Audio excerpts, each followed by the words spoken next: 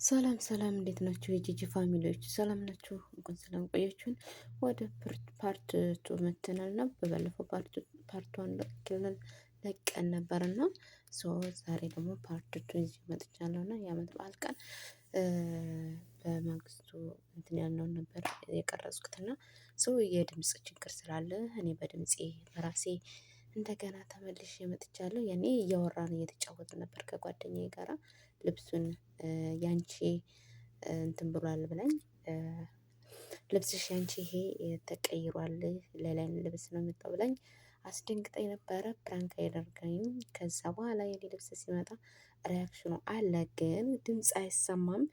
ድምፅ ስላልተሰማ ያኔ እንትን ስለሌለኝ ማይክ ስለሌለኝ በእኔ በራሴ ድምጽ እንደገና መጥቻለሁ ማለት ነው። የእሷም ድምጽ አለ ነበረ፣ የጓደኛዬ ድምጽ። ብዙ ነገሮችን እየተነጋገርን ነበርና አንዳንድ ትምህርት የሆኑ ትምህርቶችን እነሱንም በትንሹ ጠቅሳቸዋለሁ እዚህ ጋር ማለት ነው። ምክንያቱም እዛ ጋር እያወራን ነበረ ከማይክ ችግር ብዙም የኔ ድምጽ ደግሞ ያው ችግር አለብኝ።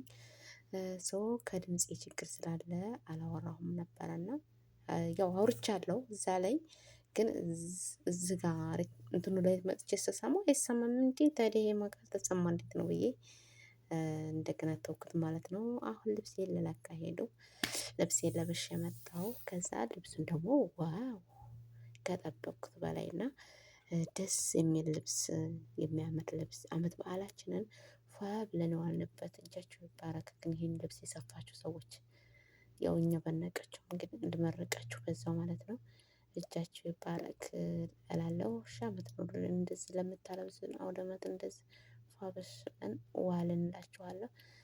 እግዚአብሔር ይመስገን በዓልን እንደዚህ በሰው ቤትም ቢሆን ደስ በሚል አክብረናልና ከጓደኞቻችን እኩል ሆነን ማለት ነው። ያው እረፍት ቤትም ባንሄድ ቤተሰብ ጋርም ባንሆን የተወሰነ ከጓደኛዬ ጋራ በቃ ሌላ ተነፋፍቀን የነበርነውን ከጓደኛዬ ጋራ ለስድስት ሰዓታት ያክል የተጫወትነው እና ደስ የሚለው ነገር ሰዎቻችንን ራሱ እያመሰገንናቸው ነበር እዚህ ቪዲዮ ላይ ማለት ነው። ለምንድን በጣም አንዳንድ ነገሮችን ልብ ብለን ላናስተውላቸው እንችላለን እና አንዳንዴ ስናስታውስ ደግሞ ነገሮችን ማመስገን ይገባናል። እና በዙሪያችን ያሉ ሰዎችን መልካም ሰዎችን መጥፎዎችን ብቻ ሳይሆን መመልከት ያለብን መልካም ሰዎችንም እንደዚሁ ልበ ቀና የሆኑን ሰዎችንም ደግሞ ማመስገን ግዴታችን ነው። ያው ሰዎቻችን ቋንቋቸው ሌላ ቢሆን ዜጋቸው ሌላ ቢሆንም ሰው ነን አይደለ? ስለዚህ የተፈጠርነው ከአንድ ፍጡር ስለሆነ ሰው ነን።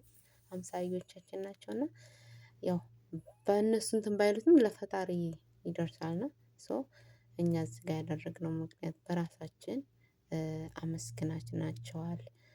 ኢቭን ጓደኛዬ ራሱ በጣም እየገለጸቻቸው ነበርና ሰዎቻችን ለምን በዓልን በዓል አስመስለው ሰዓት ሰጥተውን ሂዱ፣ አብራችሁ ተገናኙ፣ እንደዛ አድርጉ፣ እንደዚህ ስሩ፣ ምግብ ስሩ ብለው አስቤዛ ገዝተው ምግብ ሰርተን ለሀገራችን ሆነን አንዱም ነገር ሳይቀርብን አክብረናል እና በጣም ደስ በሚል ሁኔታ ሰዓት ሰጥተውን ሳይረብሹን አክብረናል። ማርያምን እኔ የሚገርማችሁ ነገር ሶዴ ገብቼ አመት በዓልን አክብሬ አላውቅም ነበር። አንድ ጊዜ ነው ያከበርኩት፣ እሱንም እረፍት ቤት እሱንም በሆነ አጋጣሚ ነው እና ያከበርኩት።